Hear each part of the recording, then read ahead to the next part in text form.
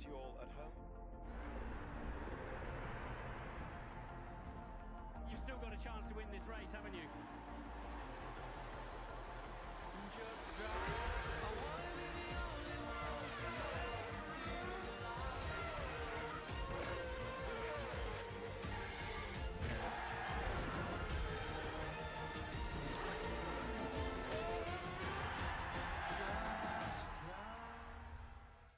Hey guys, Hassan, welcome back at it once again with a brand new video for you, and welcome back to Dre TV, the motorsport related show where we play some motorsport games or talking over some real life topics. And on this episode, I have a declaration to make.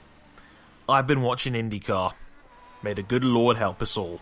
There's a little bit of a backstory behind this. A good friend of the show, Elusive Kev, I made a promise to him at the end of the last F1 season when he was getting excited about it on his show, Power Oversteer, which I highly recommend you check out.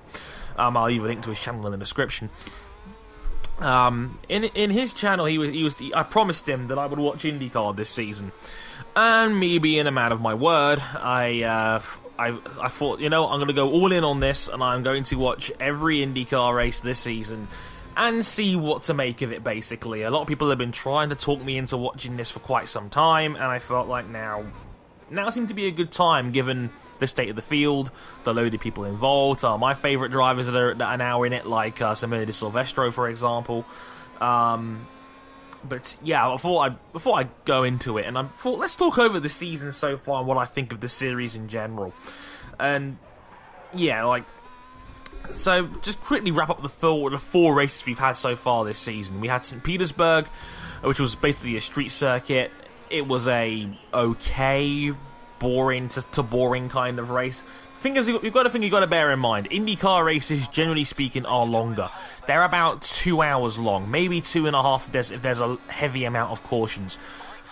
They tend to be longer than Formula 1 races. Formula 1 races are about 90 to 100 minutes on average, up to maybe the 2-hour time limit, which is what you get for Singapore, because Singapore always has a safety car and almost always hits the time limit because it's the slowest average speed race on the calendar. So you might get to 2 hours on the rare occasion, but it's on average it's about 90 minutes. IndyCar is, I'd say, 2 to 2.5 hours. Because caution flags are taken much more seriously in IndyCar. Even for a minor incident with a caution flag, you're looking at like 4 or 5 laps where, you know, there's a safety car on track, and that's probably longer than what it needs to be. But there you go. St. Petersburg was okay to boring. Like, the first half of the race, there was a lot of caution flags, but it did finally get going in the second half of the race. We had some funny moments, like Simona taking out James Jakes. We had Charlie Kimball's smoke machine due to the amount of broken end plates that all the Honda cars were getting. And Will Power, the reigning champion, was caught out in a pit stop and was passed by Montoya. Power had a crack at him, damaged his car in the process, and then I think Penske got on the radio to the team saying, well, we're calling it a day, gentlemen. Montoya took the win with Power in second. So yeah, that was okay. I know for a fact the Penske team in IndyCar are by a mile the best team. You know, the four-man group of Will Power, the reigning champion, Juan Pablo Montoya, who I'm sure you know from his F1 days of bearing down so quickly. He did the right thing. Montoya comes across the line. Fucking Raikkonen. What a fucking idiot! See, the former IndyCar champion in 1999. God, that seems like such a long time ago now. Helio Castroneves, the dancing kid, because he won Dancing with the Stars a couple of years ago. And who's the other one? Yeah, Simon Pagenaud, which I'm pretty sure has been at Le Mans on multiple occasions. So yeah, they're by a mile, they're the most dangerous team out there. And the thing is, the funny thing is, and what's been kind of cool about this season is that they've not had it go their way really so far this season due to a lot of interesting circumstances. Like I said, they dominated St. Petersburg, but then they went to New Orleans and the Grand Prix of Louisiana, and that was just a mess. Wet weather had ruined the weekend. There was essentially almost no qualifying whatsoever. So Montoya was allowed to keep his pole despite qualifying being cancelled. The grid was based on championship order. So because Montoya had won the previous race, he was given the P1 award for pole based on the fact he led the championship, which was just complete stupidness, really. You can't do qualifying on a Sunday morning instead. I mean, geez, but You know, that was a thing. Montoya would have been knocked out in round one of qualifying. Basically, qualifying, how it works is there's a 24-man field, 2 rounds of 12. The top 6 from each group make it into round 2. The Fast 12 round, the top 6 from the Fast 12 go into the Fast 6, and that determines the grid. So basically, 3 rounds of qualifying, a 23 to 12 to 6, basically, and whatnot. And the race was littered with rain and a ton of caution flags all over the place. The track had terrible draining, so there was puddles on track, despite the fact that most of the track was dry.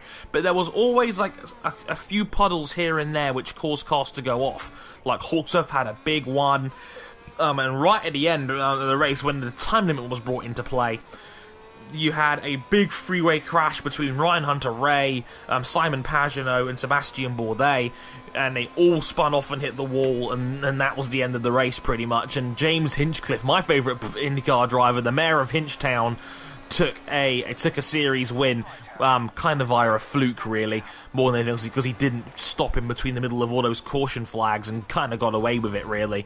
Well, Simona came in 4th, so, you know, flying the flag for the women out there, and James Jakes got into the top 5 as well as a class rookie. The one thing about IndyCar I've seemed to notice so far is that it's definitely an old man's game, because the cars are so similar, those 15 years of experience you get makes you automatically, you know, a top tier level driver, and it's hard for younger drivers to crack that mold. Not to mention, you've probably got better career prospects engaged in you than going to IndyCar, because the European circuit is so big with a whole heap of different options where that's concerned.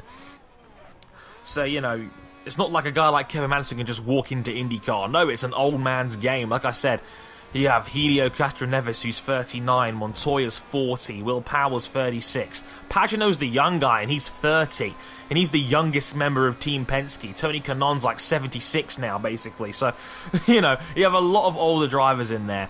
But yeah, like, New Orleans was a joke, really, and that was a kind of a shame. Now, Long Beach was next, and I'm in the minority of dudes who hate Long Beach, and it just doesn't make for good racing, in my opinion, and Long Beach was kind of boring. The only thing that was going to be intriguing was that Will Power had to start from near the back of the grid in 17th. He passed a couple of guys, but then stalled the car on the pit entry, and he was a lap down, so he was effectively out. Helio Castroneves led most of the race, but he got caught out in the pits again.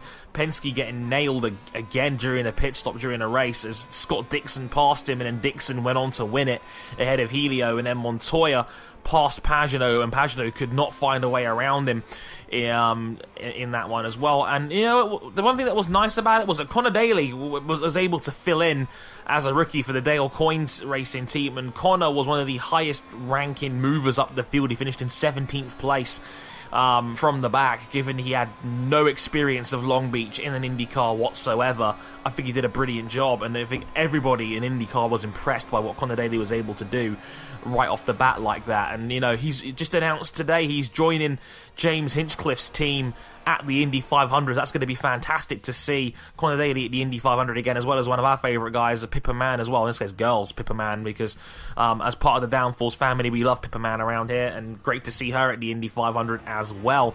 So that's going to be later this month in May. That's going to be great. Can't wait for that, because, you know, Indy cars and ovals, it just works, really, more than anything else. And, you know, an average speed of 235 miles an hour is hardly boring.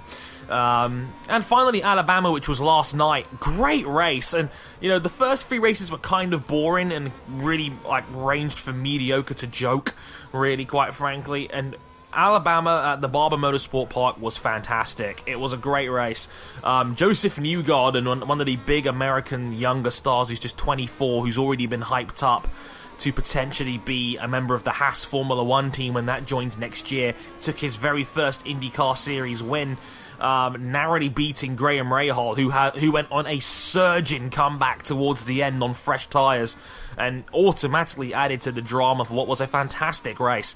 Pulled off a couple of really great passes on Scott Dixon around the hairpin, around the outside of the hairpin, to be able to claw his way up the field and eventually finish in second, just a handful of seconds off the win.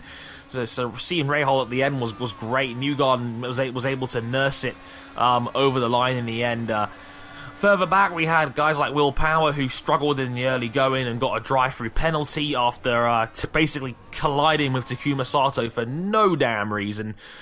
Yeah, essentially Power was being a bit of a wanker on that one, basically, and essentially, yeah, a bit stupid, and as a result was given a drive-through and, you know, had to claw his way back, but it did actually end up finishing in 4th, so a great recovery from Will Power in the end, with Ryan Hunter-Reay, as we got to call him Captain America, finishing in 5th. But yeah, that was like an 8.5 level kind of race. I highly recommend if you haven't seen it already. I think the whole thing goes on YouTube, and IndyCar are kind of okay about copyright stuff, so I think you could probably see it on YouTube later on. So if you haven't already, check it out. It's a really good race. I'd say it's better than anything Formula 1 has produced so far this season. So definitely worth a watch where that's concerned.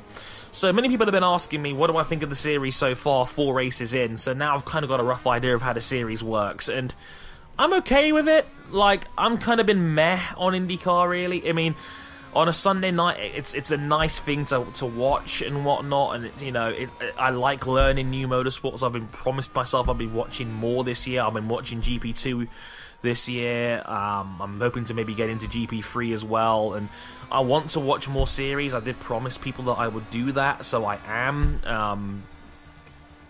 And it's been okay so far. It's nice seeing some guys I'm familiar with knowing, like Pagenaud because of Le Mans. I know of Simon Pagenaud. I've obviously known of Juan Pablo and Tony Kanaan. There are some familiar names there, which is kind of helpful. And the cars are obviously fundamentally different. The cars are quite fun. I think they're a little bit ugly because I think the aero is a bit ridiculous in IndyCar. How you got wings upon, but so, you know, overall, I'd say it works, and I'm kind of okay with it, really. And you know, I've enjoyed it for what it is, basically, and it's okay to me. I mean, I think I've still got to do some convincing. If we could have some more races like Barber Motorsport Park in Alabama was yesterday, then I think we're on to a winner here. And it is, I've been told by many people, the best IndyCar field we've ever seen. And, you know, I'm looking forward to the 500, obviously, as well. That's going to be, I mean, I watched my first Indy 500 last year with Ryan Hunter-Reay winning it, and he pulled off that amazing pass on Helio to win it by basically running 2 wheels on the grass and me almost shitting myself in the process. But overall, I thought it was decent. I'm looking forward to it, and, you know, I think the cars look a little bit silly, but besides that, I think it's not too bad. And I'm looking forward to seeing more. If you want to know more about IndyCar, like I said, I highly recommend you check out Elusive Kev's channel. I'll leave a link to it in the description. He is an expert on IndyCar, knows his stuff, can talk about it for hours on end, and often does. So if you haven't already checked that out, I'd love to hear what you guys think. Until next time, I've been Harrison101. Thank you very much for watching, and let me know what you think of IndyCar. I'd love to hear what you guys think, as always. Until next time, thanks for watching, and sayonara.